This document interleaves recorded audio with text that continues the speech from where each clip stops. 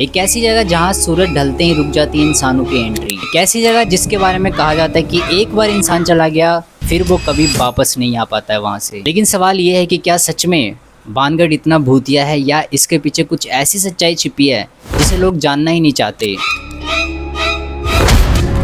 राजस्थान के अलवर जिले में स्थित भानगढ़ किला, जो कि भारत का सबसे रहस्यमय किला माना जाता है। यह किला 17वीं शताब्दी में राजा माधव सिंह के द्वारा बनवाया गया था, जहां हजारों लोग रहा करते थे। लेकिन अब यहाँ सिर्फ और सिर्फ खंडर है, डरावनी कहानियां हैं और सिर्फ सन्नाटा है। तो चलो जानते हैं कि ऐसा क्या हुआ था इस किले में कि आज ये बिल्कुल खंडर, सन्नाटा और एक डरावनी कहानियां बनकर ही रह गई है। जहाँ पे सूर्यास्त होने के बाद लोगों की एंट्री भी यानी कि मौत की दावत बताया जाता है। ये बात थी 17वीं शताब्दी की। लोक कथाओं के अनुसार वहाँ की राजकुमारी रत्नावती बेहद सुंदर थी।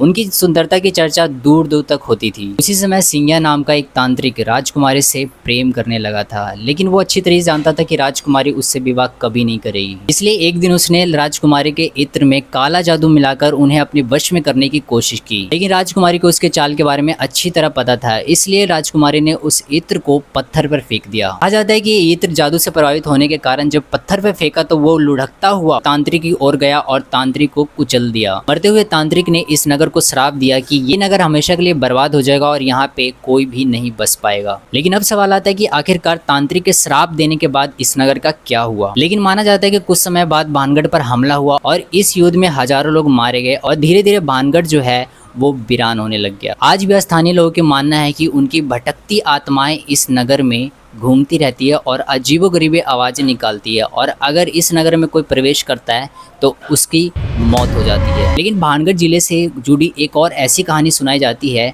जिसके बाद से ये नगर श्रापित हो जाता है और जो भी इसके अंदर प्रवेश करता है वो सीधा सीधा मौत का शिकार बन जाता है। कहा जाता है कि इस किला को बनाने के लिए एक बालूनाथ नाम का साधु ने इस किला को बनाने के लिए अनुमति दी थी। इस शर्त पर बनाने दिया था कि इस किले की छाया कभी भी मेरे आश्रम पर नहीं पड़ना चाहिए। लेकिन कुछ समय बाद उस किले की ऊंचाई को बढ़ा दी गई। जब उस किले की छाया उस आश्रम तक पहुंची तो पूरे नगर को बालूनाथ साधु ने श्राप दे दिया, क्योंकि इस किले को बनाने की अनुमति उस साधु ने सिर्फ और सिर्फ इस चीज पर दी थी कि इस किले की छाया मेरे आश्रम तक नहीं पड़नी चाहिए। इसके बाद भानगढ़ का बर्बादी, पतन और इसका धीरे धीरे खात्मा होना शुरू हो गया। लेकिन सवाल यह आती है कि क्या ये कहानियां सच है, और अगर सच है तो आज भी भानगढ़ किला जो है वो वीरान क्यों पड़ा हुआ है। कुछ रिपोर्ट्स के अनुसार माना जाता है कि भानगढ़ के उजड़ने की असली वजह जो है वो है राजनीतिक महत्व का कम होना और वहाँ पे पड़ा भयंकर अकाल की वजह से भानगढ़ किला आज भी वीरान पड़ा हुआ है। कुछ लोगों का मानना है कि रात के समय सुनाई देने वाली अजीब आवाजें प्राकृतिक कारणों या फिर लोगों की डर की वजह से हो सकती है।